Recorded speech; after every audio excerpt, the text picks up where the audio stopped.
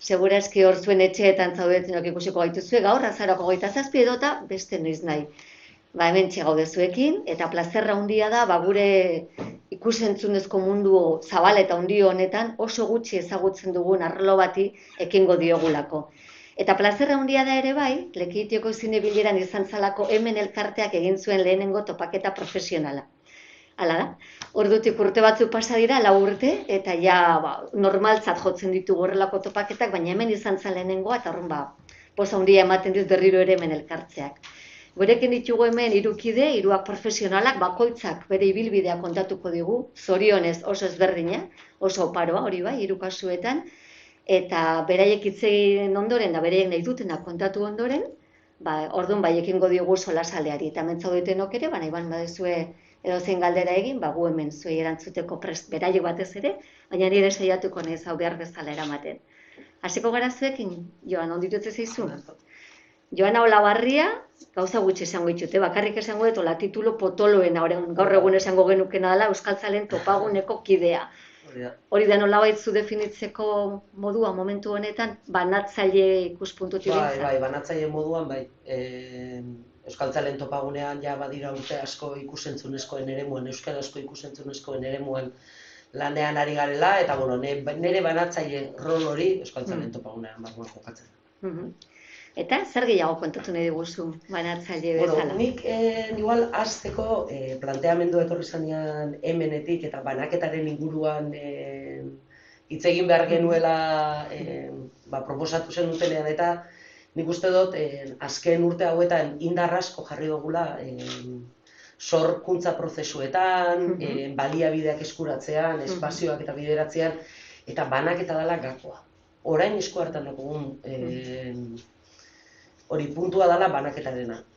Lan asko sortzen dira eta azkenengo urteetako sorkuntza eremua pasada bada, baina gero nork ikusten ditu, non ikusten ditu, nun egiten dugu aukera, ikusi ahal izateko edo gozatu ahal izateko. Orduan, gaia irakorren ere esan ere, ze ona, ordua da oneri buruz hitz egiteko.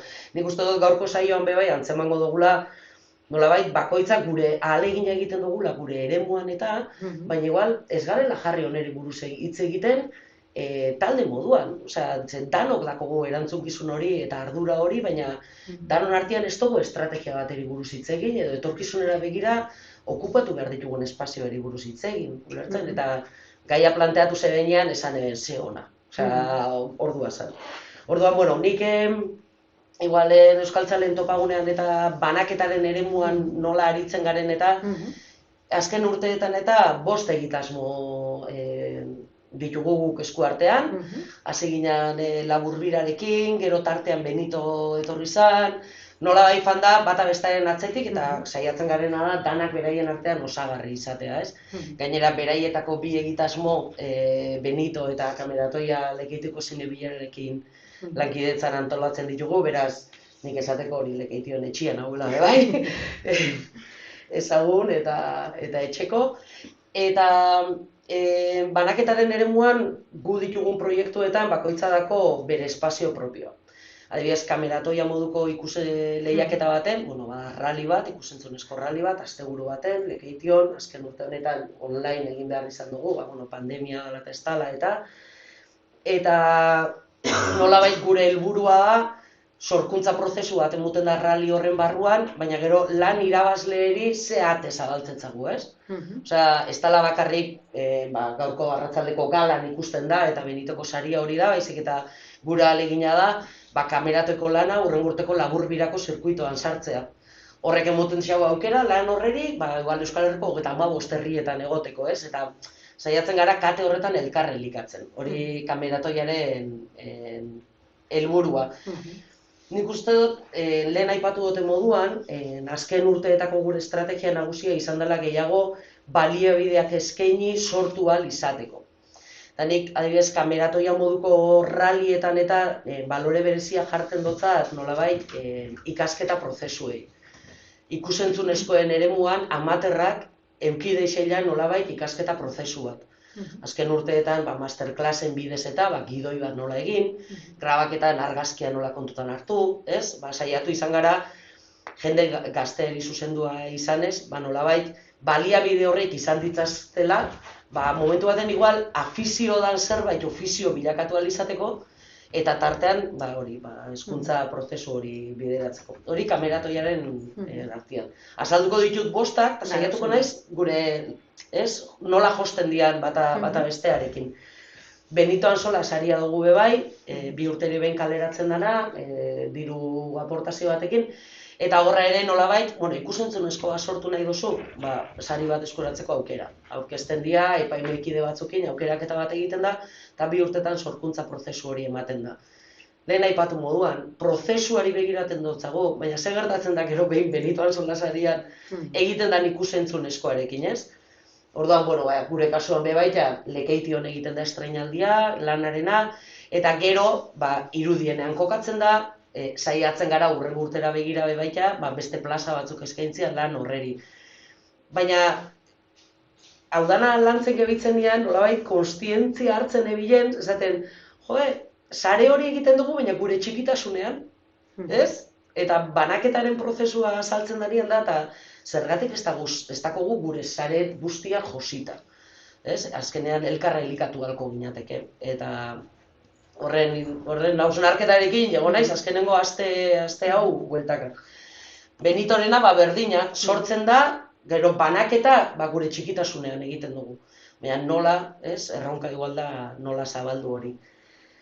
Beste egitasmotako bat da irudienea, eta kasu honetan Gerediagarekin elkarlanean egiten dugu, Durango kasokako euskarazko ikusentzunezkoen espazio hori kudeatzen dugu, eta hori bai dela guretako erakus espazio handi bat, azokan kokatzen da, azoka mundu danontzako referentziazko bostegunak, euskal kulturgintzako plaza hori, baina zer gertatzen da azokan programatzen den bosteguneko ikusentzunezkoekin. Azokan amaitzen dira. Behin irudienak ateak izten ditugunean, 35 film aurkezten dira eta ateak izten ditugu. Orduan, azken urte hauetako erronka adibidez, eremu horretan izan da, bai egin dugu, olako identifikazio zerrenda bat, Euskal Herri mailan dauden zineklubak, zinemako proiekzioak egiten dituzten gaztetxeak, aretoetako enpresa pribatuak, olako datu base bat edo sortu, eta azoka amaitzen danean bidalketa bat egiten dugu, aurten azokan lan hauek aurkeztu dira. Nolabait egin saiakera urtean zehar, zuen programatan kontutan hartzen euskal zinemagintza, eta hor, olako prestutasun bat agertzen dugu bebai programatzaileen aurrean, edo zer behar baduzue, hemen gauz. Edo zen lekutatik zineklu batetik, behitu nahi dugu, harremanetan jarri, Horratzondareako zuzendariarekin. Egingo dugu kontaktua, hartu, bidali, etorri. Garrantzitsua delako bebaita nolabait, baliabide horrik erraztea.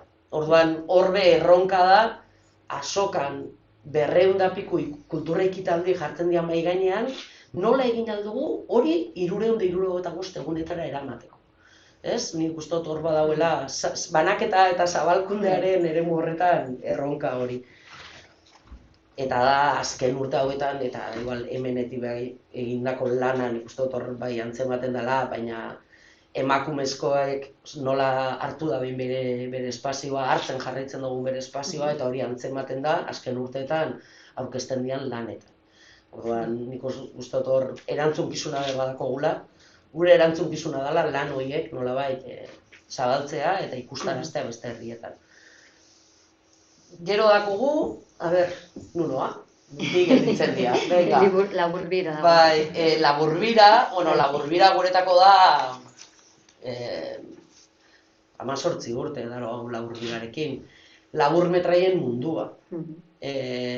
Askotan film luzeak, fikziozko filmak eta zinemaretoetako programazioan oso integratuta dauz, film luzea dira, emanaldi oso bat egin aldozu bakarrarekin, dinamika hori oso txertatuta dauz, zer gertatzen da laburrekin.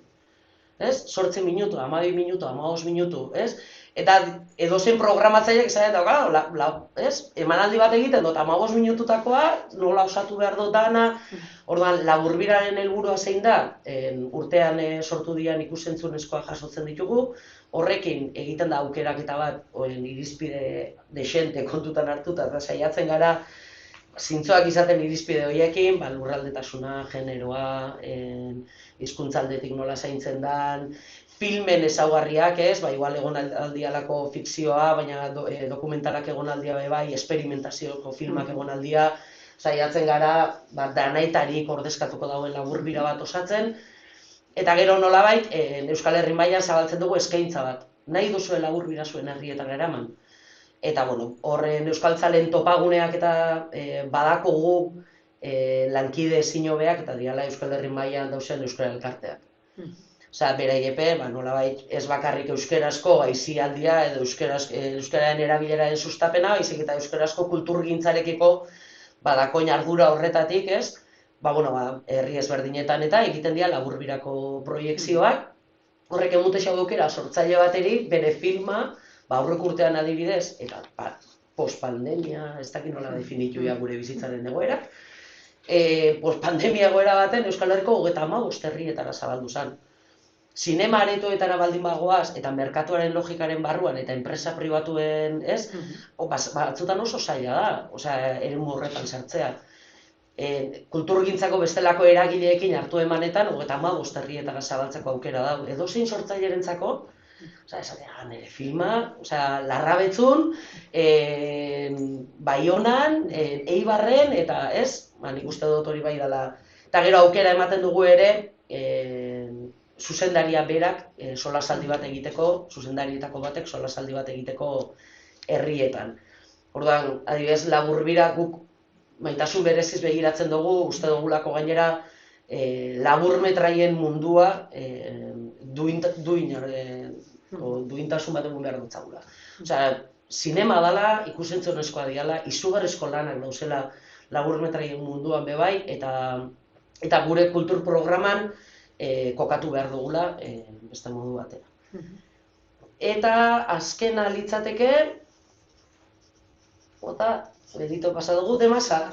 Demasaren kasuan, igual gatoz berriro kameratoiaren logikara, ez? Azken urte hauetan, azkeneko hamarkada hauetan, Euskal Herriko herri askotan egontia ikusentzunezko ralliak. Asteburu bat, gai bat, gaztei zuzendua, eta lehen esan duguna, ez? Esperimentazioa, ikasketa prozesu bat, ikusentzunezkoen munduko baliabideak eskuratu, nola egiten da gidoi bat, nola egiten da grabaketa bat, nola egiten da filme baten montajea. Nik goratzen nahi zuen dela urte batzuk Aitor Arregik esaten eben, ez? Elkarrizketa baten, nola demokratizatu den zinemaren mundua, bai, ez? Eta nik uste dut gainera azkenengo urteetako gazteen dinamika honetan non pantaila bat bere eskuaren luzapen badan dauzen munduko aplikazio guztiekin grabaketak, montajeak, soinua, argazkia nola landu aldan ikusita eta zelako ezagutza dako horren inguruan, egin geben azan, herri bakoitzean ralliak egiten dira eta rallietan aukeratzen da hoberena. Aukeratu dugun rally guztietako hoberenen arteko hoberena. Eta guretzako aitzaki bat da bebaike adibidez, hau egiten da Durangoko azokako azken egunean, 8an, irudienean bertan, eta guretako errealidadean da aitzakitxo bat, rally hauetan parte hartzen dauen gazteak elkar ezagutzeko. Uste dugu momentu baten, sopelako filma egin dauen gazteak, arratzalde baten, elkar ikustea Elgoibarrekoekin, edo elkar ikustea Oñatikoekin, edo elkar ikustea Bergarako, nalako, ostra, zuen zai Elgoibarrekoak, ikusi zuen lana, behar bada aliantzak sortu aldia hortik, ez? Nik uste dut, askotan bebaitea bakoitza bere eremu txikitasun horretan lehen azaldu duten, ez? Gure euskaltzalen topaguneko eremu horretan, baina topaketa gehiago egin behar ditugu. Elkar ezagutzeko espazio gehiago behar ditugu lanetako plazerroa da, Naxiri aipatu xalen, ez? Gu beti pantailaren atzean ikusten gara, ze moduz ondo, hau dau, bestia dau, baina inoiz ez gara jarri maiu inguru baten, ez? Ze moduz hauz. Nolako elkarrizketa bat ekiten. Ordan adibidez guretako Demasa hori da.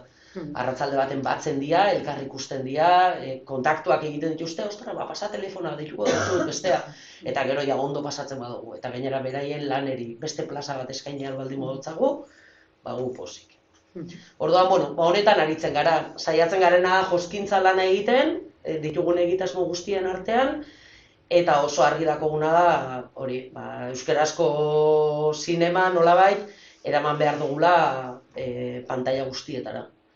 Eta izan alda telefono bat, izan alda ordenagailu bat, zinema handia, pantaila handiak, baina bere lekua hartu behar da bela, ja. Azkenen urteaten egin dan lan, sorkuntza lan guzti horrek bere lekua hartu behar da bela. Eskerrik asko, gauza pila. Eta oso interesgarriak nila seko nitzake galdetzen. Baina nik uste dut azkenengo aipatzeagatik egia dela gehienetan mintzat zine jaialdien helburuetako bat, zine erakusteaz gain, edo zineari buruz zine amaitu dugunok jorratzeaz gain, dala ere hori elkarrekin egotea, ez da, harremanak egotea, azkenian bai da garrantzitsua, bai hemen, bai zinemaldian sari bat irabaztea, baina ere garrantzitsuagoa da, horrek bizipen horrek ekarri dizkizun harremanak, eta etorkizun, zuk ere ez dakizkizun etorkizuneko aliantza horiek, ez horiek saritu egiten diralako oso natural, ez? Elkartzen garenean berehala konexioak hasten dira, gure ofizioan ezagutza oso importantea da, ez? Elkarri ezagutza, elkarrik egiten dugun ikustea, eta bai, nik uste dut hori desde luego dala bideetako bat, ez? Gero aipatuko ditugu beste bide batzuk. Bueno, da zure esperientzia, eta orain Maria Jesusekin joango gara, Maria Jesus Diez Sota, zure esperientzia eta bilbidea oso ezberdina da, hori badakigu, baina horrexegatik da interesgarria guretzat, justu horrexegatik, banaketa ere gauza handia da, ez gauza zabala da batez ere. Eta zure hitz batekin lotzean, Bartok esan beharra dago, ez? Sortzaileetako bat zara, gaur egun ere hor daramazu urte pila lanean, eta uste dudanagatik jota fuego. Bai.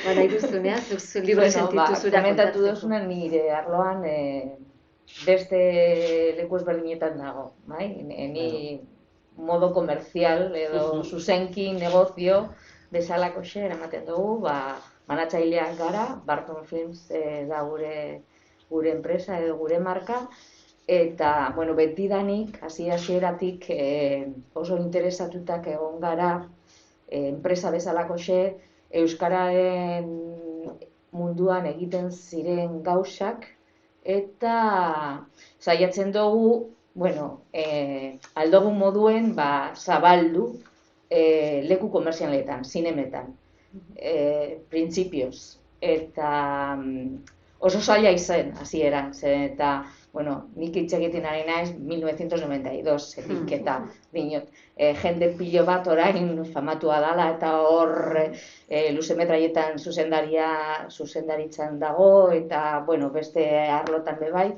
beren lehengo lanak gurekin zabaldu zuten aretotan, zinema aretotan, ez? Eta, bueno, pizkanaka gure hori aldogun moduen saiatu dugu beti lekutxo bat gure negozioetan sartzea eta ustea pultsoa ematea euskararen lanetara. Horretarako ibili gara jende guztiarekin loturak egiten edo konexioa egiten udaletxeekin edo diputazioarekin, Eusko Jaurlaritzarekin. Hasieran, lehengo lanak edo Euskal Herrian, komerzialki hitz egiten ari naz, bale? Lehengo lanak Euskal Herrian izan ziren batez ere animaziozko lanak, animaziozko luzemetraiek. Eta garai batean, Euskadin izan zen estatu osoaren leku aurreratuago zegoen animaziozkoa egiten. Eta nahiko filmak aurkezten ziren goietan eta irabazi zituzten edo finalistak egon ziren edo olakoak, ez? Gero parte hori, produkzio parte hori joan zen fikzioetara eta gainditu egin da eta momentu honetan jarraitzen da egoten animaziozko filmak, baina batez ere deribatu da fikzioko era, ez? Bueno, gure pelea osoa izaten da, euskaraz egindako filmak estrena, beste edozein film bezalakoxea egotea, dinot. Ez da emon behar saio batean, asteburuan, edo ez dakizen egunean. Ez, nik estrenatzen badot edozein filma, egon behar da zinemetan, saio guztitan, gutxinez aste osoa. Eta hori gure pelea gogorragoa izan da, eta nik uste dut gutxi gora bera lortu dugula. Momentu honetan, guk hori euskarazko filma estrenatzen dugunean, beste edozein filma bezalako iraunpena dauka zinemetan, ez? Eta nahiko ondo uste dut, dinot, zinemak ja ulertzen dute olakoa izan behar dela, gure filma bada. Bestekoak ez dakigu, baina guk egiten dugunean, holan badakite olakoak dira. Eta baita ere lortu dugu, noizbehinka, kanpora, beste probintzetara eta beste autonomietara, eroateko euskaldun filmeak bebai, subtitulatura, azpititulatutak edo, baina kanpoan bebai ikustera. Nahiko zaila da, baina, saiatzen dugun, adibidez, normalean Madriletan eta Bartzelonan saiatzen dugu eta estrenatzen dugun, versión originaletan zinemetan edo, baina mugitzen dira hortik, ez? Eta horretaz aparte, banatzaile bezalako guk arlo ezberdinak dauzkagu. Alde batetik, guk hartzen dugu banatzaile modukoen filmak, dinot gu zuzenki banatzen dugu, eta gero hemen banatzen dugu bebai beste etxeko filmak zona norte esaten dugu, cinematografikamente badago, 8 probintziak dira eta zona norte izaten den, eta adibidez hor, Caramel Films momentu honetan eta filmak banatzen dugu ere bai hemen. Antxinean, Hispanofox ja desagertuta dagoela, bebai filmak egin genuen, eta Films, eta beste banatzaile txikitxoak, bebai, ez? Horretaz gain, bebai, banatzaile moduen, euki dugu parte bat, orain ja ez, baina euki dugun parte bat, zelan da, elkartea bezalako lana egitean. Adibidez, Anima Basauriko filmak egin genuen 8 urtean, zinemaldi hori izan zen, animaziozko filma internazional lehengoa egin zen Euskal Herrian, eta jende oso garrantzitsua etorri izan, kanpotik, izan zen lan gogorra eta lan oso gustora egindakoa Basauri udaletxearekin, gobernu Euskal Jaurlaritzarekin eta Bizkaiko Diputazioarekin bebai egin genuen. Eta gero, semanas ezberdinako, semanas específicas, pues de derechos humanos, de inmigración, exposiciones fotográficas, gero egin genuen lan bebai eskolekin. Eroan dugun geneuzkan programa bat, eskolekin egin genuen proiekzioak, baten duzuz eskola batzuk, apuntatu da dutenak, eta zinemara joan ikusteko, zinematara joan behar zela, zinema ikustera, eta lekua proposa zela, ez telebistan edo bideotan, edo ez dakin nolan. Ez, horretan ere bai, baina dinot, esperientzia ezberdina eta berezia izan zen zinemetara joatea, ez? Esposizioak ebe bai egin genuen, nolan egiten dan erakusten umei zuzentuta batez ere, helduentzat ere bai, baina normalean umeak joan ziren zeren eta egin genuen animaziozko filmarekin, zelan egiten da film bat hasieratik azkenetara. Ideia lehengoa, gidoia egin, lehengo diseinuak, zelan moldatzen duzu figura bakoitza eukitzeko gero mugimendua, olakoa, ez? Eta harreman handia auki dugun, hemengo zuzendariekin eta produktorarekin ere bai, batez ere. Eta ez dakit zer gehiago esan. Asko esan dituzu eta oso interesgarriak. Lase, bai. Iruditzen bazaizu jarraituko dugu ronda, horrexi ezagutuko dugu pixka gehiago, eta gero ni baditut hemen. Eta lehendik ere banekan bat, iruditzen bazaizu gero hasiko gera ja elkarrekin. hitz egiten, edo, bueno, gauzak xetzen bintzat, ez? Ondo. Gure hirugarren gonbidatua Grexi iri garai da, eta zuri ere hitz batekin lotzeagatik, ze asko dago hemen esateko, izango litzake Gazti Beltza, ezta? Bai. Horrekin hasi nahi baduzu, edo zuk nahi duzunarekin. Bai, pixka bat esplikatzeko, nik bi ikasketa edo baditut, ez? Gazti Beltza filmekin ari naiz banaketaz arduratzen, eta paraleloki egiten dut tesi bat, ikerketa tesi bat, EHUko ikus-entzunezkoan eta Bordareko politika zientzietan. Nola iritsi nahi zen ulertzeko, hortara nola iritsi nahi zen ulertzeko, importanta da, bai, Gazti Beltza filmaken sojera eta ibilbidea ongi ulertzea, eta ulertzeko ere, ze filosofiarekin ari garen banatzen Ipar Euskal Herrian. Gazti Beltza filmak sortu zen 2018an, eta sortu zuten Ipar Euskal Herrian bizi diren 5 eragile ezberdinek, batzu famatuak direnak, behar ezagutzen dituzunak, Manes eta Simon Fuchs, hauek batez ere antzerkilari bezala ezagunak direnak, baina 2018an non deitzen den fikziozko luzea egin zutena.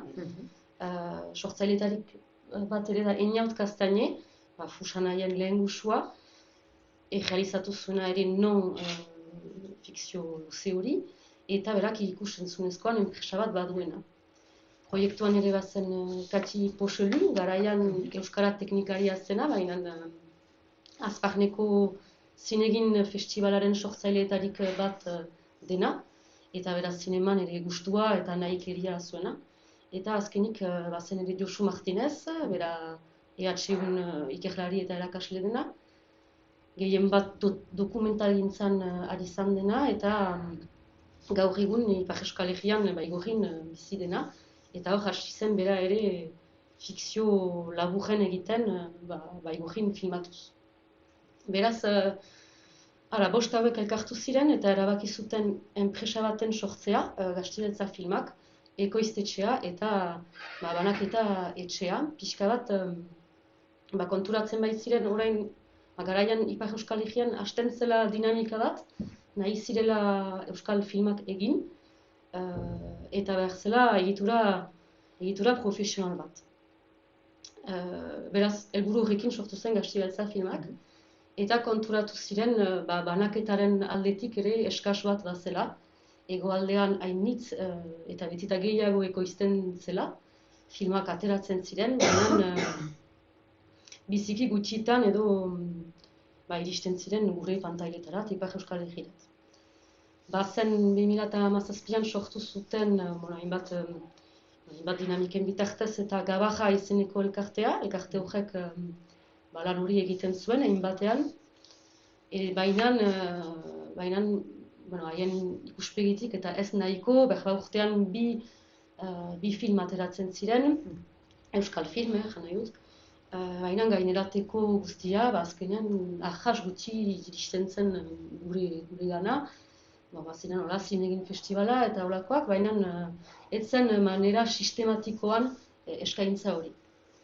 Eta, nik garaian ezagutzen nuen Josu Martinez, nire Baigorrin bizi bainaiz, eta elkarrekin ari ginen Egiko kultura elkartean. Eta bera ikerlari bezala hasieratik ikusten zuen, hor bazela tesi baterako gaia, eta ikusten zuen hori, aukera hori, Gazti Beltza filmaken banatzea, ikustea zer ziren aukerak, eta hortik ondorioak ateratzea ikerketarako.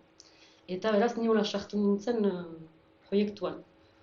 Horrekin ejan nahi dutana, eta uste dut, justuki alde komertzial hori, eta ez zen lehentasun bat proiektuan. Lehentasuna zen Ipar Euskal Herriko publikoak aukera hori izaitea.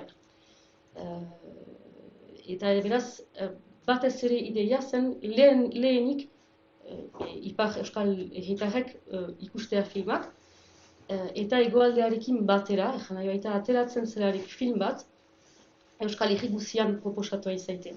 Eta hori zen hasierako ideia.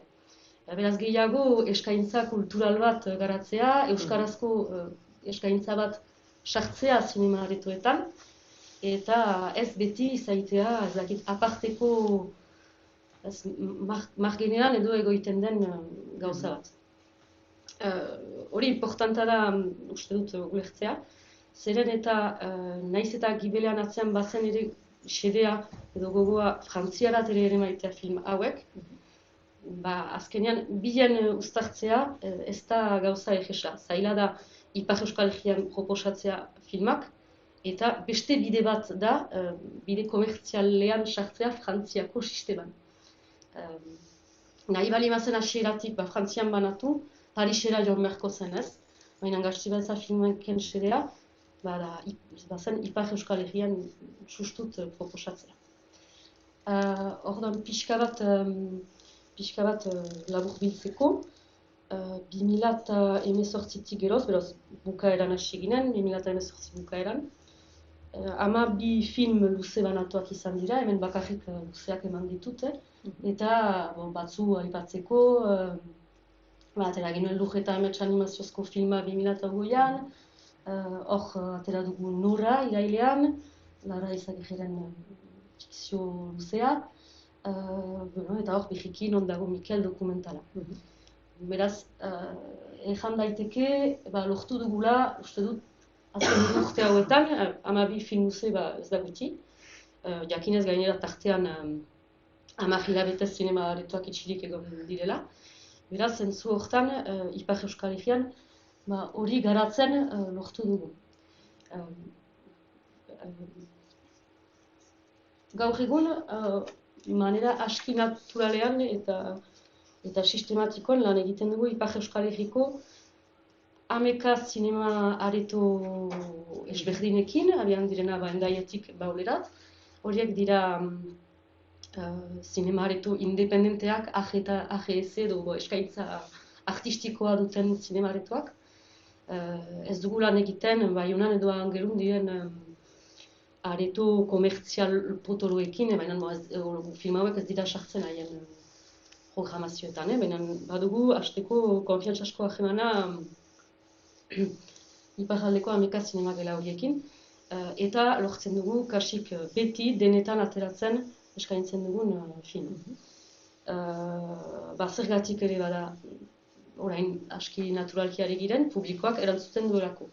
Hori argi da, zinema aretoek ikusten dute, publikoa heldu dela, eta horretarako egesa da azkenean programaraztea funtzionatzen duenez, noski sartzen dute. Eta, bostean pixka bat aipatu duzuna, lehen Euskal film bat berbada eginen zen gaualdi bakar bat astean zehar, eta emeki konturatzen gira programazio manera normalago batean programatzen dutela, beste film, edozen film bezala, ez bakarrik behin, proposatuz astean ordutegi ezberdinak, eta ere beti eta ordutegi hobeak. Lehen, jaiten ziguten programatuko dizugu astelena jatxaldez bietan, ongi, baina ez da neurre du. Hori ere, zentzu hortan, Ipar Euskal Herrian senditzen dugu jajera desberdin bat, zinema aretoen aldetik eta publikoaren aldetik. Pixka bat nahiko nuen ala ere aipatu momentuko egoera, eman ditut datu batzu, falsatuko ditut fite. Baina ezan bezala zinema aretoak luzaz egon dira etxiak, eta publikoa ez da lehen bezain bat heldu zinema geletarat. Eta horiek dira Frantziako datuak, konparatzen balimada urria 2019koa eta urtengoa, 130% berakada da. Beraz, ez dakigu nola izanen den ondoko hilabeteetan, agian ohiturak eta berrizetriko dira, baina momentuan hortan gira. Hala ere, eta hori ere uste dut importanta dela azpimarratzea, Euskal filmak ireki direnez geroz, 7 Euskal film atera dira, zinema aretoetan, eta zinema gelek jaiten dute funtzionatu dutela. Beraz hori importanta da ere, naiz eta Frantzia mailan edo beste filmek galtzen duten, badirudi euskarazko edo euskal filmen ikustera jendeak segitzen duela. Eta beraz, beste dinamika batzu ere sortu dira Ipar Euskal Herrian, Zukugailua elkartea sortu da zinema arloko profesionalen artean, eta dinamika guzti horiek ere beste edapen edo banaketa bide batzu ireki dituzte, bat aipatzeko Kolegio Zinema, hori da Pirinio Atlantiko koetako departamenduak kudeatzen duen dispositibo bat, eta orain integratu dituzte euskal filmak dispositibo hortan, eta beraz Ipar Euskal Herriko kolegioko ikasleak euskal film bat ikusten ahalko dute dispositibo horren baitan. Beraz, hola, emeki hainbat bide irekitzen dira. Beraz, Ipar Euskal Herrian gauzak aldatu dira eta onerako eta dinamika positibo batean gira. Hala ere, Frantziarena momentuan urrunago ere maitea, biztan dena sede hori baginuke, baina nahiko zaila da eta horrek beste bide batzu irekitzea eskatuko liguke. Berda fitea aipatzeko, baina Frantzian ez dakit konparatzen aldirenetz Espainia mailakoak eta Frantzia mailakoak, baina Frantzian xifre batzu aipatzeko urtero 756 film berri ateratzen dira. Gehienak frantsesak, ehun bat europeajak, eta aipatzeko Espainiatik etortzen diren filmak, aipatzen duzulako nazionalitateak horiek direlako definituak, izanen dira 10 bat, gutxi gora bera. Eraz biziki gutxi. Eta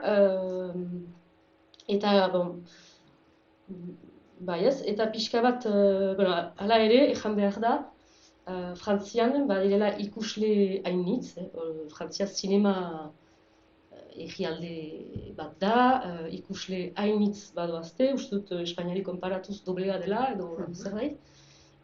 Zinema gela hainitz bat dira ere, uste dut doblega dela, 6.000 bat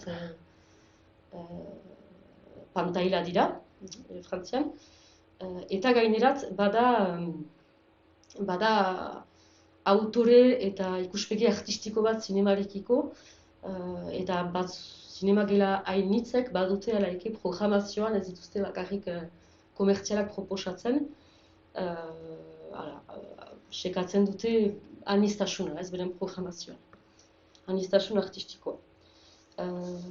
Beraz, uste dut, pixka laburbiltzeko aukera badela joaitea urrunago, baina uste dut ere behar dela konsiente izan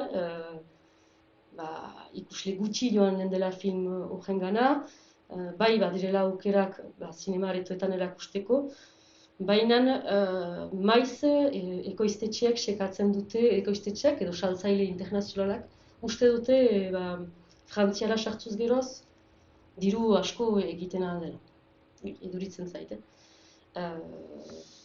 Ez dut uste hori denik errealitatea, eta guretzat hori negoziatzeko momentuan oztopo bat izan daiteke ekoiztetxeak, filma ekoitzi dutenek edo saltzaileak, sekatzen dute beti norbait presdena dirua emaiteko hasieratik, bada eskaera ekonomiko bat, gaur egun guk ezin duguna bete, ezin dugu erantzun eskaera horiei, ustez ez dute hainitzek erantzuten ala eskaera hori, baina urrunago joaiteko beharko da ekoiztetxeen gandik ere gogo bat esperimentazio batean sartzeko, eta pixka bat ez ere ilusio handirik ugan Frantziaren aukeren gain. Hori jaiten dut, zentagu maiz ezen gira negoziaketen fasean, beti iristen gira azkenik ez, ekoiztetxek beti nahi dute banatzailea handi bat Frantzian, eta gehienetan ez dute lortzen, beraz guk akordioa izenpetzen dugu, behar da filma atera baino, ez dakit, oberinean, 3 hilabete lehenago. Eta horrek ez digu uzten denbora, ez Frantziako beste zinema aretuen gana joateko, ez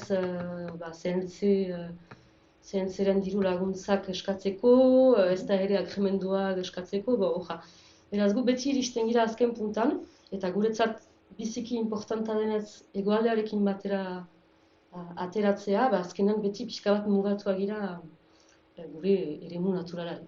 Eta agian ondoko urteetan lortuko dugu, aitzinetik gauzak lantzen, denbora gehiagorekin, eta beraz urgunago joaiten ahalko girela espero du. Bueno, oso interesgarria, gaina egia da ez dugula asko ezagutzen, hain gertu gaude eta hain urrun, ez askotan aipatzen den bezala, baina, uste gauza hauek ere, eta zergatik ez zinemak egin dezakela lan, justu horretan, ez? Gertuago eta berdinagoa garela ikustarazten azkenean, ez? Neba duzu, hemendik aurrera ja ireki egingo dugu. Nik lantzatuko izkizuet galderak eta nire buruan hor dauzkadan kezkak edo burutazioak, baina libre sentitu zaitezte, hartu eta zuek erantzun eta hori aldatu eta favorez, bale? Orain aipatu duzu publikoa, eta badirudi publiko aldetik badagoela horrelako postasun bat zuenean, ez? Kasik agian ere izan daitekeela nobedadearen efekto bat, ez? Orain arte ez zegoen aukera bat, badirudi badagoela, eta ere euskal ikuslegoa ere igual fidelagoa delako zentzu horretan, ez? Esaten badu, ematen diate aukera, ez da inerraza ematen diaten ez, mugitu egingo nez, eta joango nez ikustera, ez? Baina hemen bizitzen ari garena da, kezka handi bat, publikoa jetxi egin dela, ohiturak asko aldatu direlako, eta kalea bera aldatu delako, ez? Zuek, zer sensazioa daukazue, zuek aipatzen dizkizuete datu horiek, pentsatzen du datu horiek beti erabiliko direla gure kontra, zer nahi dut, produktuak ezartzeko edo garestitzeko. Esuntoa da, hori, publikoa, euskal publikoa, umeak oso ondo erantzuten dute, botatzen duzunean euskarazko filma, normalean. Ez dut esango publiko kautibo dela edo, baina egia esan bere hezkuntza guztia momentu honetan euskarazkoa da, eta lakoa, normala ez dago arazorik eta betidanik bikoizten diren filmak edo umeentzakoak dire, beti. Hori kontutan hartu behar da. Eta gero, helduentzako filmak ez da horren erreza jendea joatea edo joatea euskarazko filma ikustea dinot, eta kilatik pasatze, bai? Naiz eta euskaldunak izan, oso interesgarria edo oso filme berezia izan behar da, errentabilitatea ateratzea hortik. Eta helduentzako filmak beti gaztelaniaz azpidatzitak egon behar dira. Beti, hori derrigorrez. Naiz eta, ez dakit, en el pueblo más profundo de Euskal Herria emoten badozu. Horrekin esan nahi du, nik uste dut negozio aldetik da propuesta propia edo dinotze, zure barnean eduki behar duzu apostu bat onelako zinematik eta esforzo handia egin behar duzu beste filmakin baino, eroateko, sartzeko eta hori, lortzeko jendea joatea. Gero bestaldetik bebai egia da, normalean filme horiek presupuesto gitxi daukate, ateratzen duzunean filma ez daukazula prestauta promozionatzeko diru kopuru aparte edo egiteko beste film handiak bezalako xe. ETB orain apur bet gehiago sartzen ari da hori para visualizar esos productos, baina orain arte oso gutxi barneratuta zegoen horretan. Orduan, apurbet zaila da batzutan ailegatzea, eta, klaro, kompetentzia handia daukosuz, eta dirua, pertsona, jendea daukadan dirua, da daukadana. Dinot, Euskaldun filma ikusterako dagoen data batean, eta beste gelan dekosuz el último top, argi eta garbi, hau, txikita, atzerako geratuko da, nahiz eta zure gogoa guztiak jarri duzun hor, ez?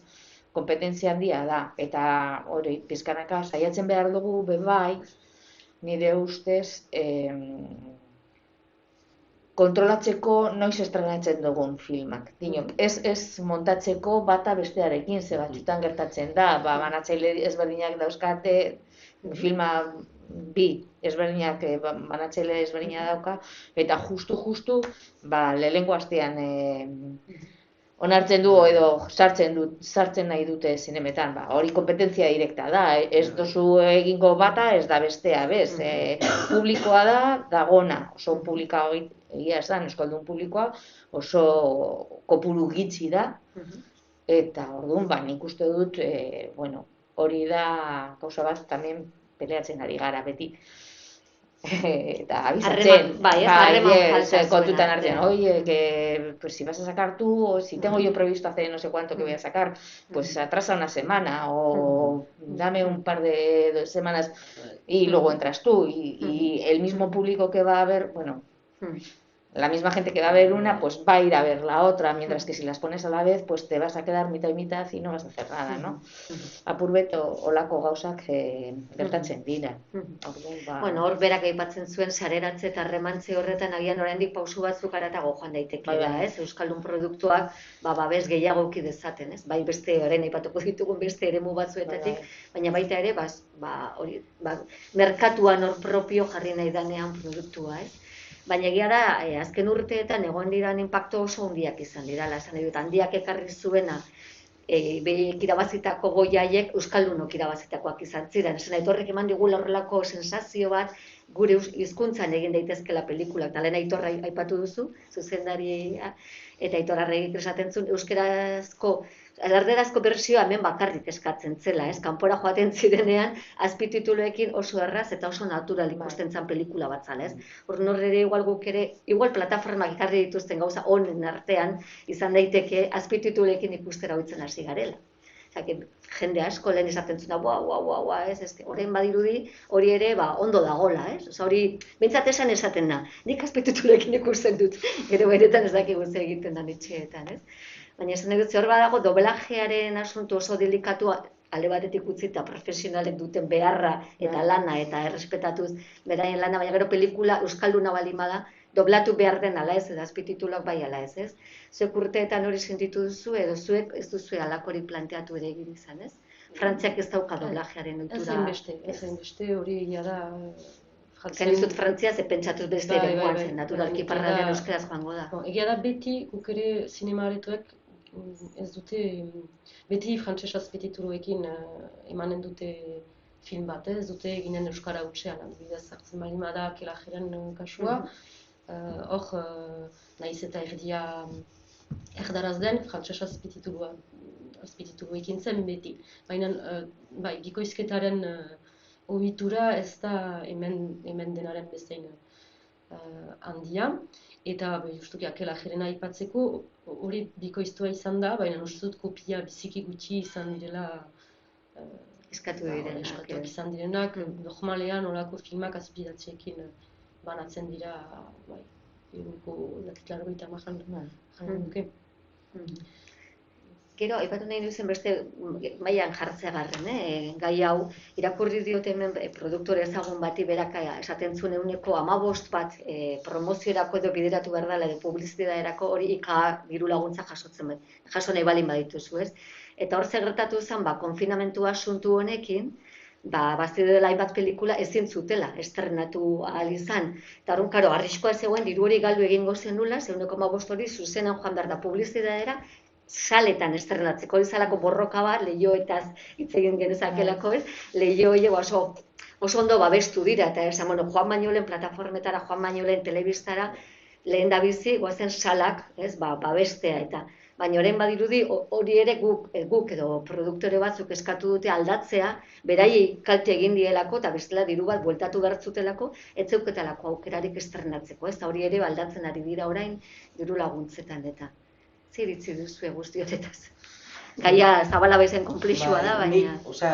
Igual iritzi orokor batez, baina egia dana da, danorik suposatu izan dozkula azken 2 urte hauetan, alde batetik konstientzia hartzea orain arte egiten zian moduek ze on eta ze txar eukidaben, eta gero gubentzat buruan da une oro eta hemendik aurrera nola egitea izango litzateke komenigarri, eta hor asko dako goletze egiteko oraindik. Osea, 2017an logika eta zentzua edo danok onartutzat ematen genituen estrategiak eta egiteko moduak, katakrak, danak. Hoi esaten dugu, ostra, eta 2024an zer? Ez? Nola izan beharko litzateke? Eta hor sartzen da dana, merkatuaren logika, sartzen da diru laguntzen logika, sartzen da produkzioaren logika. Orduan, nik uste dut asko dakogula momentu honetan pentsaileko, eta hor konturatzia, ez? Ostra, diru laguntza bate, baina baldintzatzen doz, estrategia, nire lehentasuna, lehenengo aretoak dira, baina horrek nire zabalkundea baldintzatzen da, gero dirua galtzen dutelako, momentu batzutan oso joku makaborroetan bizi, osea, mugitu behar gara. Ez? Orduan, nik uste dut, egoera honek, bai egun dozkula, guri bentzat, esan, itxoin momentu bat. Osea, ez? Eta 24an, osea, ez? Emuten dagoena ez, bizitzan normaltasun bat, beste gauza bat, ez? Dalakoa, etorten dara etorrita, baina jarri beharra dela pentsaiken da 24an zer. Orduan, hori da adibidez egiteko bat.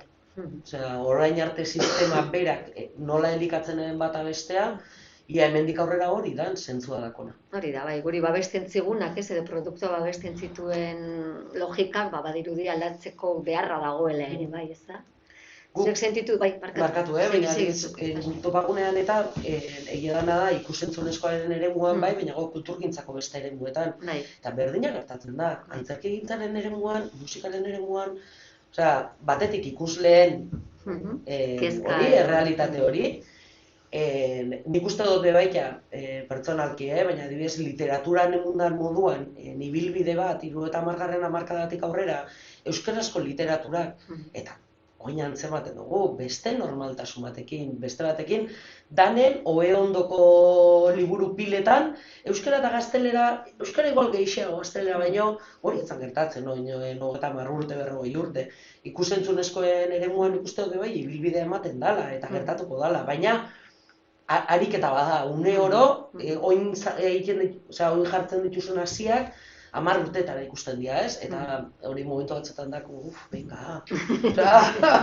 eta nik uste dut eremu guztietan berri txarrak bat, euskeraz, internazionala da, zergatik ez handia bat euskeraz, ez? Hor badauzela eremu batzuk ez diala bakarrik ikusentzunezkoaten, baizik eta euskal kulturgintzan eremu guztietan ematen danak.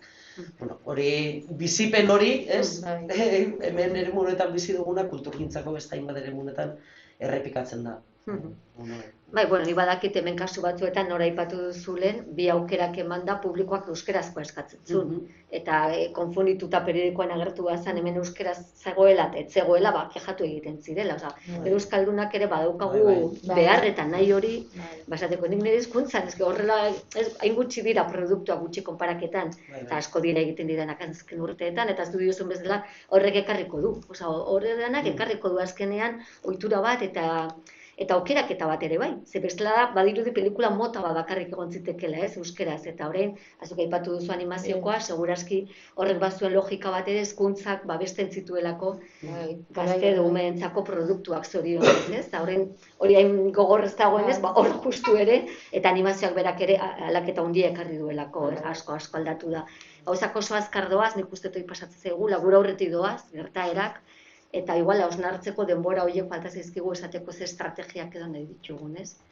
Zuek hasi berriak zeate, zentzu horretan, eta esan dituzun datuak guri oso pozgarriak egiten zaizkigu.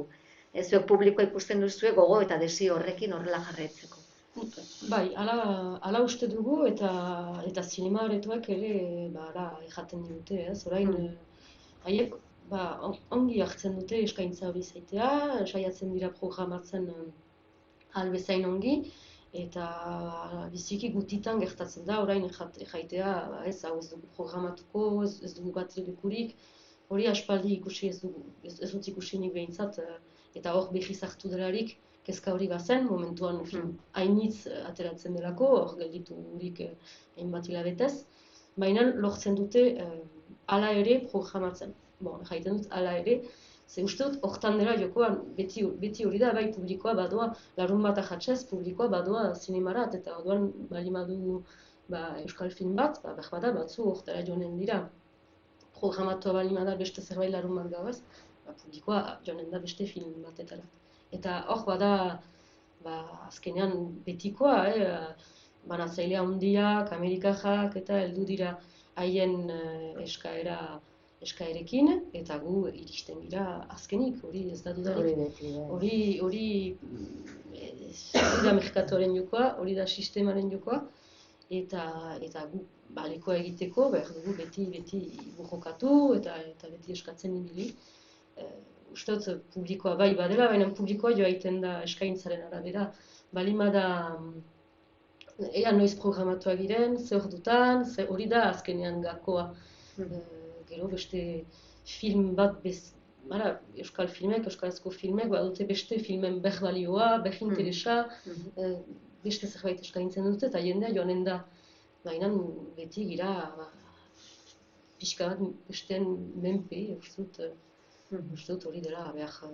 Baditugu oso datu arrakastatsuak, ez esan ditut bai non dago Mikelekin gertatu zen, eta 2 urte 4 hilabete eta horrekin ere, bai, ez? Inork espero ez zituen dokumental kutsu hori eukitzak badirudi oraindik ere komertzial ikuspuntu batetik etzala zifra emango zen zerbait, eta alrebes pasa zen, ez?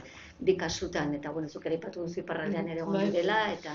Justoki non dago Mikel, guri kosta izan zaigu programaraztea, baina ajakasta handia izan du, eta orduan zinema arrotu batzuk jaiten zutenak hasieran ez dugu lekurik, programatu dute, eta jendea bai joa egiten zen. Behar da programatua izan bali mazen gehiago, jende askoz gehiago joan zen.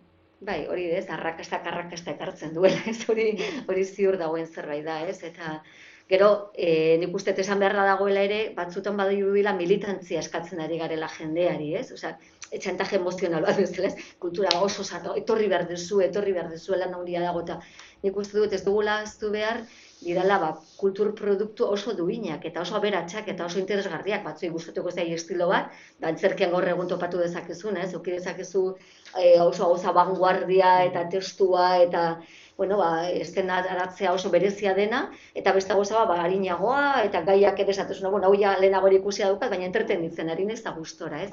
Eta nik uste dut zinean ere polikinaka ari direla golakoak ere gertatzen. Zorionez uste dut gauza interesgarriagoak direla asko egiten diranak, harinak baino, zentzu, baina harinak ere beharrezkoak dira eta baditugu, harintzat jotzen bali bada erlauntza bat. Adibidez, ez? Eta erlauntza horre daukan indarra eta bere mezua eta ongi egina dagoela, oso produktu duina dela, eta nik uste horrek asko laguntzen duela, ez? Esateak ezke badaude produktuak eta interesgarriak dira, eta zuri oso gustatzen zaizu, komedia, hemen daukazu, zuri ez? Zer nahi duzu? Baina adibidez, erlauntzarekin gertatzen zana, adibidez, euskaraz oso ondo ibili da, gure humorea, nik uste dut berezia dela. Eta erlauntza enjambre bezalako xez, birritan... Bitara grabatu zuten. Espainetara sakatu, eta han ez da, ez zuten ulertzen humore hori. Ez zuten ulertzen, ez. Eta konturatzen zara, dinotz, filma bera da, eta ez dauka ezerrez ikusirik kokatzen duzunean leku batean hizkuntza batekin, eta kokatzen duzunean gauza berak, triste berdinak, dialogak haiek izan ziren eta beste lekutan, eta ez.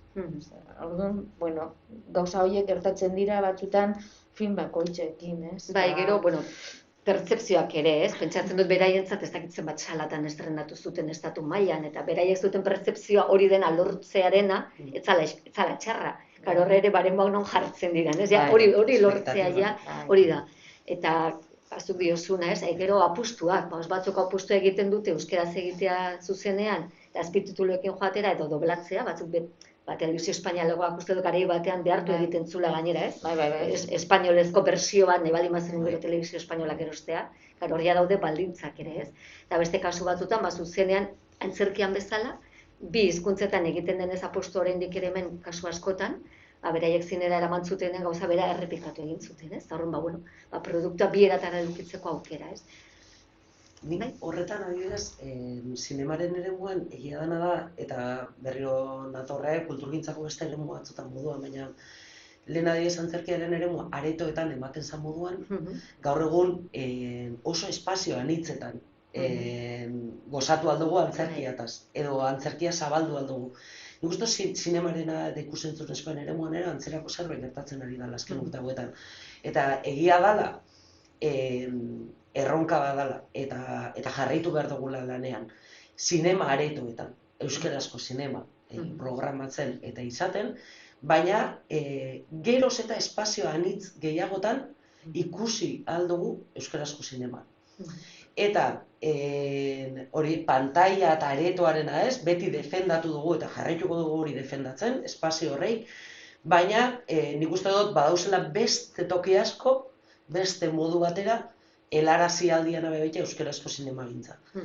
Orduan, azken urteetan eta beste kultur espazio batzutan, edo eremu batzutan, edo hezkuntza sisteman bertan ikastetxetan, ez? Momentu baten Bartonek egineko lan hori ere, nolabait, ikasleak beraiek zinematara eraman, euskarazko zinema ikustera edo nahalakoa, gaur egun digitalidadearen mundu horrek ez, emuten daben aukera hori, espazio horreik ere baditugula. Nik gubentzat, topagunetik egia da, programatzen danean laburbira bat programatu aldala, eta hor, beti saiatzen zera ez, kalitatea bermatu, mesedez, irudia, soinua, pelikula baten magia askotan hor da, eta baina beste hainbat espazio dauzela bebaita hori ikusentzonezkoak ikusita gozatu ahal izateko. Nik uste dut aniztasun horrek emoten duzkola. Nik uste dut, adibidez, Frantzian konparatuz, Frantzian eta hemen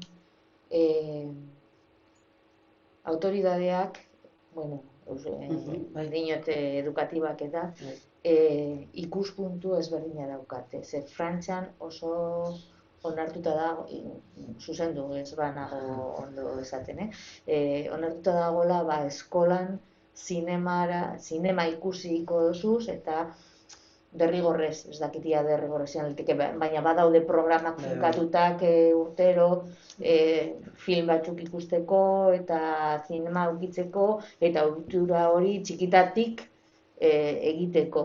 Eta hemen ez da hori.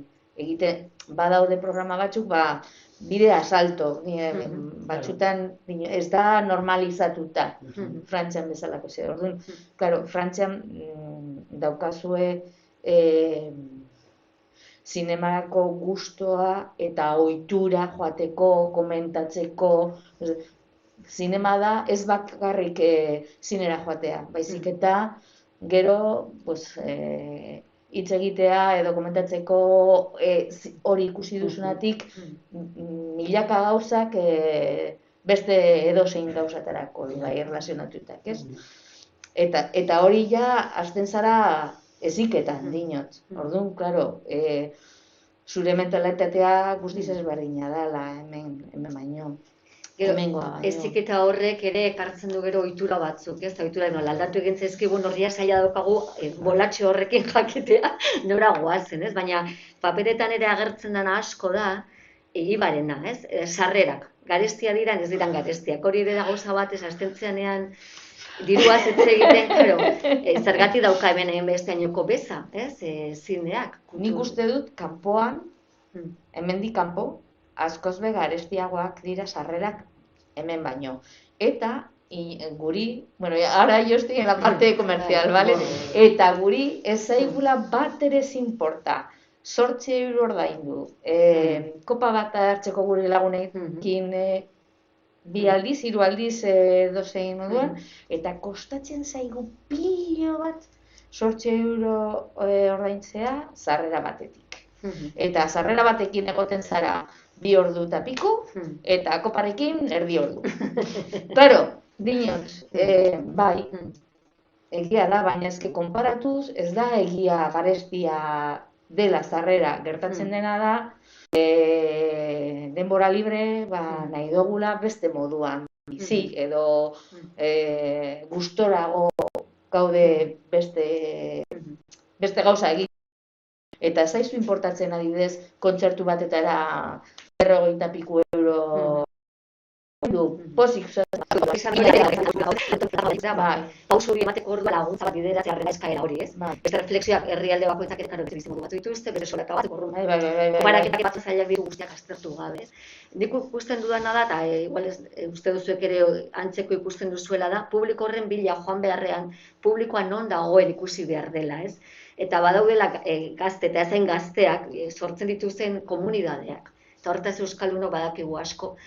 Eta komunidade horiei eman behar zaizkiela, edo hor txertatu behar direla ikusentzunezkoak agian, beste aukatu gabe, aretoetan egin behar diren lanak, eta aretoei ohiturak, segia da ohiturak baditugu. Eta larun batero joate banezien edo astazkenero, nerkiagoa dalako. Eta orduan, euskarazko filma bali badaukat beti, agian, bitatik bat,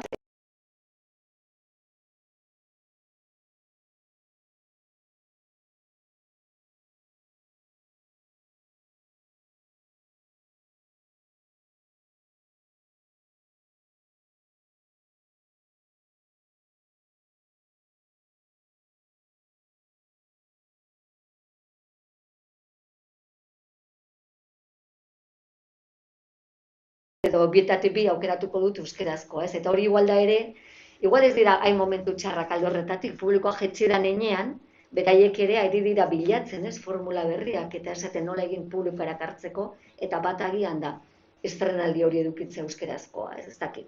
Edo eta komunitatea esaten dutzu diozuten maila horretan, ez?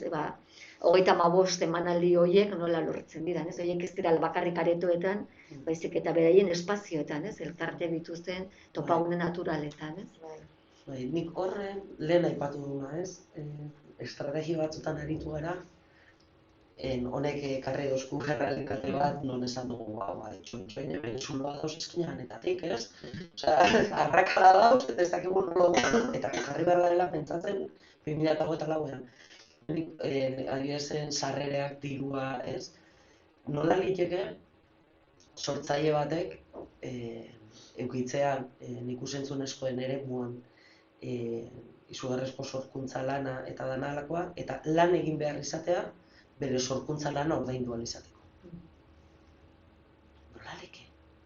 Ez? Osea, ze mailatara heldu gara, sortzaile batek lan egin behar dabela ordaindu ahal izateko bere sorkuntza lana, eta gero zailtasuna ditu bere sorkuntza lana zabaltzeko. Orduan, hor nik uste dut guk erantzunkizun badakogula. Bai mugimenduek, bai elkarte, bai kulturgintzak, bai erakundeek, bai hori gai bat.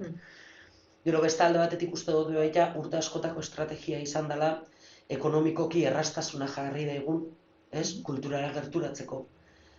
Baina nolabait gizartea ere gaizki ohitu dela kulturari balore bat emateko orduan. Hori da, beak esaten zuena, ez? Gauza batzuetan esateko, baloratzen da besteak esan beste.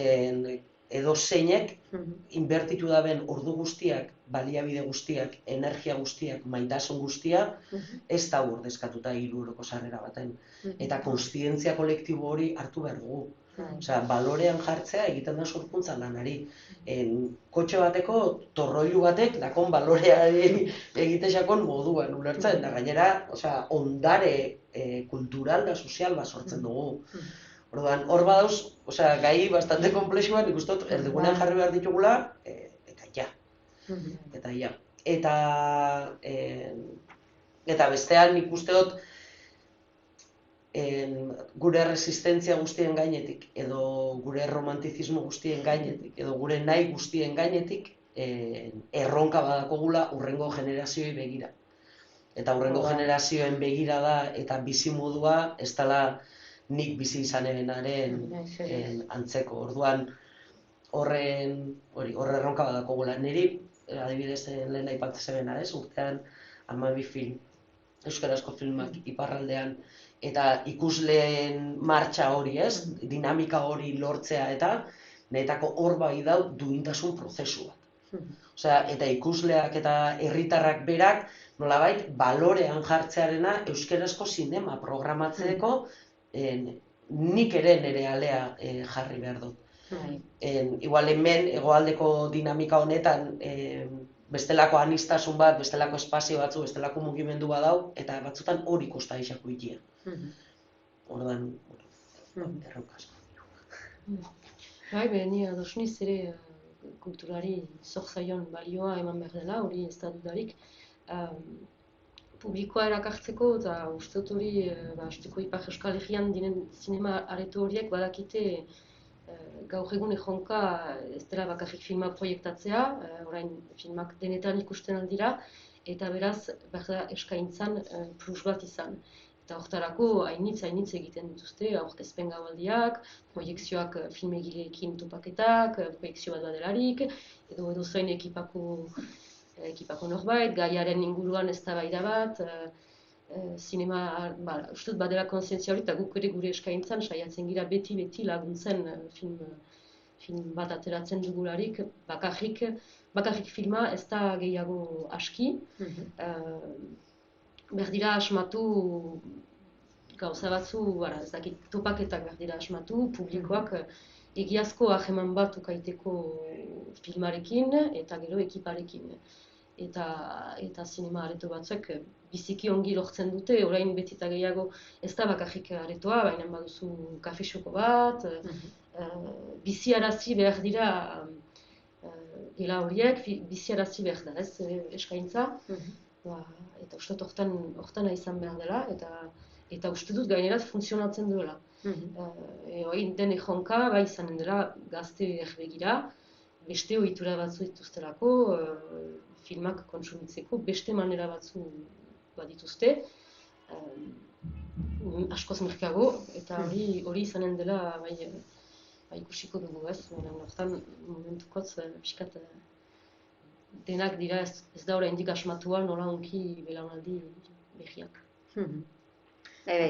Baina gertatzen dena da, baina programazioa oso egiten duzu, hori esan egin aldozuz, eta egiten dugu, baina izan da,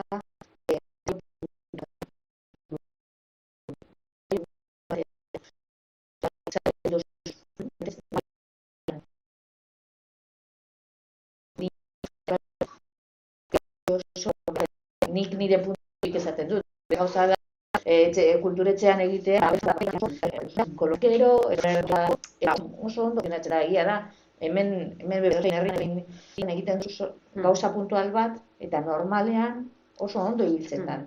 Baina mantentzeko, zelan egiten dugu.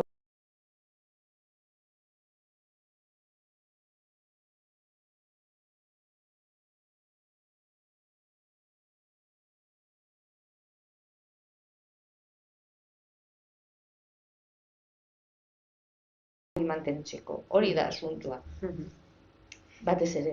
Nik ez da hausnarketako hile denak direla, ez? Alde batetik badirudi zine jaialdiak, hemen gaude horietako batean, ez? Beharrezkoak direla. Osa, zineak ja pelikula bakarrik ikusteak ez daukala enbesteainoko erakargarritasunik, o ez beti. Ez bada gure ohituraren barreko, gaur nago egiteko goa daukat, bihar goaz ez dakit nor bisitatzea eta gaur zinea goaz, ez?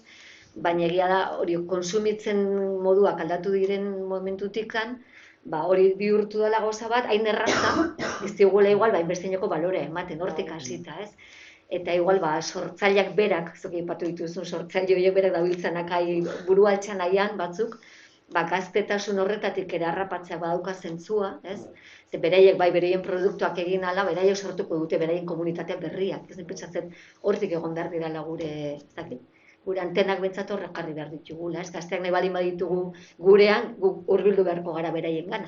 Bestela zaila da guk beraiek erakarriak sentitzea gaztea, ez? Pentsatzen dudala.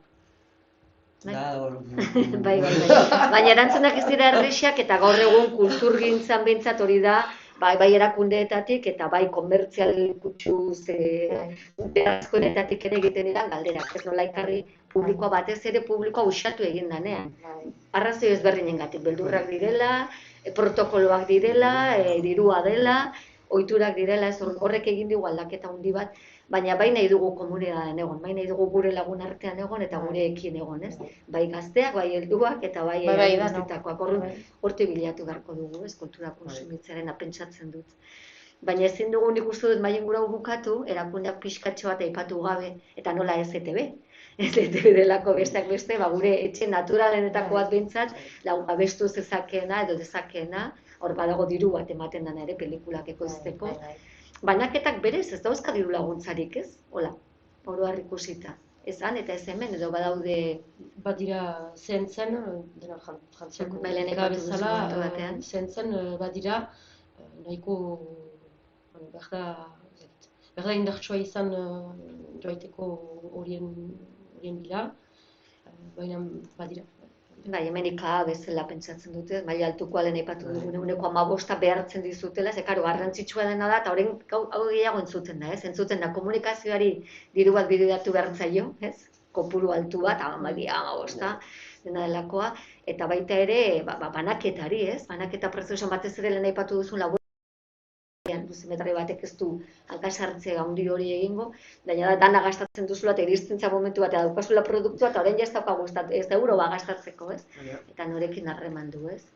Nik gehiago diru laguntza baino uste dut bai dauzela hori egitasmoak edo proiektuak banaketa horretan lagundu aldabenak, ez? Kemuak moduko egitasmo bat edo laburbira moduko bat edo, apur bat soltean ematen daian olakoak edo diru laguntzetei begire igual zerbait espezifikoagoa, ez? Kimuak hor dago ere, ez? Maila ofizialago batean, ez nahi dut, bintzat, filmotekatik datorren proiektu bat delako, ez? Eta zabaltzen duelako Europa mailan, ez? Horregatik dauka horrelako handitasun hori, ez? Eta zuen arteko harremanak, zezuk ere aipatu duzu, bi gai hola geratu zaizkit, eta bat zen, pelikula jun, baina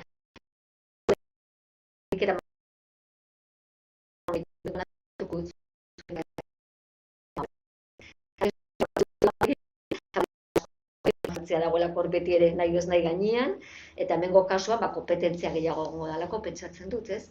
Nola egiten duzu, ez plazo lirateke honenak, zelen aipatu duzu oso justu biltzen zeatela? Bai, gu xipla da, begiratzen dugu, gu gero gira biziki berezituak gira, Euskal Filmetan, orduan begiratzen dugu ze filmari den prestatzen, eta saiatzen gira, bezain bizik, ahemanetan emaiten ekoiztetxeekin. Ikusteko, eskubideak lortzen ahal ditugu. Eta hor hasten da negoziaketa fase bat. Eta neke jaiten nuena, bai hori da, guk ez dugu diru hainit proposatzen ala seiratik, eta orduan edo egiten da, zenta bada irizpide edo gogo bertina denetan estrenatzea behar momentuan, edo negoziaketan segitzen du eta ateratzen delarik, baina bai hori da banatzaile lana hori da, ez? Eta zuk eskatzen zenuna zen konfiantza lehenago isteko harremanak, ez? Bai, horre lagunduko lizuekela behintzat. Bai, nik ikusten dutan zailtasunak gaur egun, da beti azken momentuan iristen direla gurekin akordioak, eta horrek hainitz mugatzen gaituela filmaren ustiapenean eta gero beste lekuetan proposatzeko argiki hori oztopo bat da gaur egun, nahi balitz denetan urgunago atera, beharko genuke, eskatu zen klasifikazio bat, horrek eskatzen ditu hilabete batzu, gero agremenduak beste batzu, uste dut behar dela, beden 6 hilabete bien artean, gutxienez 6 hilabete bien artean, hori da gaur egungo erronka bat litzatekela, lortzen dugu biziki ongi Ipar Euskal Herrian proposatzen, baina urgunago joaiteko beste lan bat da eta denbora gehiago eskatzen duen. Gure kasuan ez berdinak, zabaldua eskatzen dugunean, edo negozizten dugunean filmarekin edo normalean eskatzen dugun eskubideak ez da lusorako. Orduan, normalmente, orokorki minimo garantizado eskatzen dizute, zu aurreratu egin behar duzuz diruek, eta horrez gain, Eta hori nola egiten da? Zezuek nola da? Postu hutsa da hori. Orduan batzutan ondo irteten zaizu eta beste batzutan galtzen duzuz edo Zu badakizu zenbat salat dituzun gutxi gora bera, ez, harremanduak, osaretuak, eta egiten duzu zure kalkulua. Apostua, gia esan apustua. Zinemetan dana apostu. Bai. Beti dan. Bai, Erraza la artistikotik, ez? saiatzen ekonomikorako. dozu arrisku minimo eukitzea, baina lata guztiz apostua egiten izan da. Zuk, bueno, hori saiatzen, ikusten duzu film bat, ikusten zure gustukoa izan dela, pentsatzen duzu ondo ibili egin aldan, edo eta, bueno, esaten duzu, venga, honetara. Eta, bueno, saiatzen duzu egitea zuk egin aldozun hoben moduen. Eta gero, batzutan irteten da ondo, eta beste batzutan justu, libras, eta beste batzutan, pues, Sustoak, bai, hori da. Zenbat denborarako akordioak izaten dira? Nola egiten duzu? Gureak normalean 7 urte. 7 urte. Eta betiz aretortara begira, zen nahi dut, ja beste plataformak eta guzti horiek. Bai, danak. Danak bideratzen dituzu zuek. Bai, hartzen dugunean normalean osoa. Hemengo filmarekin ez zen ekoizleen harremanak hurbilagoak dira, eta ahi depende. Batzutan normalean zinemako eskubideak, eta haiek ja konprometitutak dauzkate telebistakoak TV-rekin zer laguntza eman diete. Eta, bueno, gero, igual hartzen duzuz, ez dakit, DVD-a, edo hemen jendea normalean mugitzen da ezberdina, eta gurekin normalean hori, zinemako eskubideak ematen dituzten. Alda telebistakoak, baina normalean ETV sartuta dagoela eta ja haiek egiten dituzten. Bilatzen dute batzutan beste pertsona, beste jende ezberdinetara internazional nazioartean mugitzeko eta olakoak dira, ez? Hemen, gurekin. Ez dakit. Guri bada denetarik, ez dugu zinez negoziaketa guztiak nahiko ezberdinak dira. Orduan batzutan ukana izan ditugu, bakarrik hilabete zenbait zurentzat, eta saiatu gira justu Ipar Euskal Herrian momentu batez ateratzen, eta batzutan lortzen dugu eskubide guztiak. Baina, bueno, ere bai erakutsi egin behar da, ze badaude batzuk, bueno, ikusgarriak direla.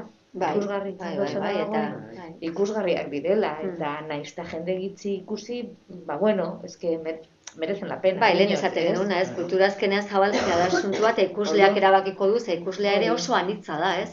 Pentsatzeak gu badakigula, ikusleak erneko duen ere, ez da beti horrela. Hori da, orduan guk bultzatuko gara, jarraituko dugu holan, euskeraz egin direin gauzak zabaldu, eta jarri, eta hori, borrukatu, bere denbora osoa jartzea beste dozein moduen. Nion bere lekua eukitzeko eta jendea konturatu dala. Oie, hau lana izan da, jendea hemen apustu egin du, eta merece la pena que esté ahí en un estreno comercial, normal, como cualquier otro producto. Eta hortan gaude. Bueno, segurazki luzeago ere jo genezake, baina nik uste dut momentuz, hemen oso gogoxo gaude, baina atein beharko gehala, hotzera, elurrera, eta kaskabarrara. Eta galdera guztiak ez ditugu erantzun, baina pixka gehiago bai ezagutu dugu zuen lana, eta galdera batzuk bai gure buruari egiten ari gara ja. Esan azai, hau nola egin daiteke, ez, hobetzeko eta zuei ere laguntzeko gure bidetik bentsat aldugula. Eskerrik asko Hiruroi hemen egoteagatik, eta ea jarraitzen dugun horrela saretzen eta elkarrelikatzen. Bai,